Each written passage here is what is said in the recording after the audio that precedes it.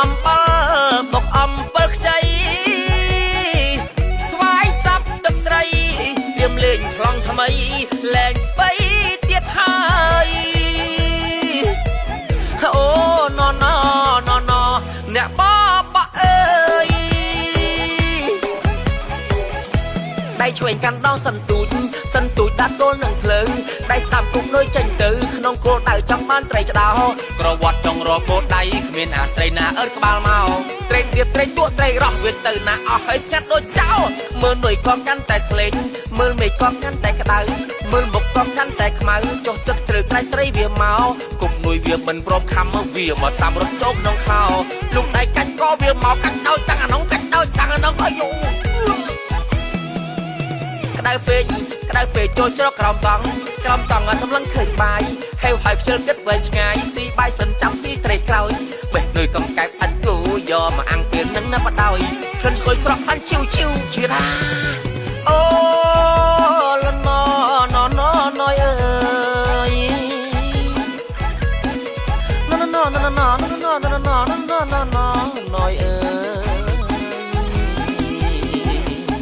តែវើយគ្នាយើងកំប្រាប់ប្រពន្ធឯងឲ្យដឹងថាឯងស៊ីនុយតែដឹងថ្ងៃក្រោយមកបបកលើឲ្យមកណាសើចឯងមកជីវិតបាត់ក្នុងនោះ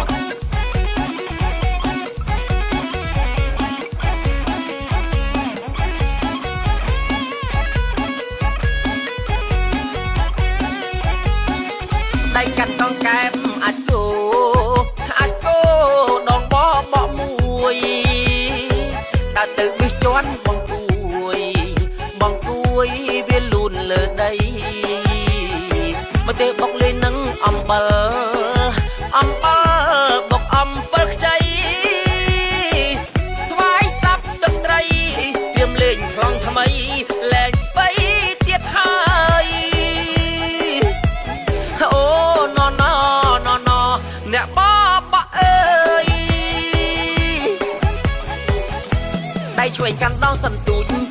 ចដាក់ទល់នឹងភ្លើងដៃស្ដាំគុកនុយចេញទៅក្នុងគោលដៅចង់បានត្រីច្ដោ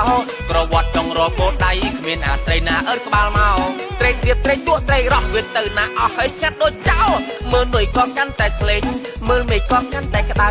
មើលមុខក៏កាន់តែខ្មៅចុះទឹកជ្រៅត្រីវាមកគុកនុយវាមិនព្រមខំវាមកសាំរត់ចូលក្នុងខោ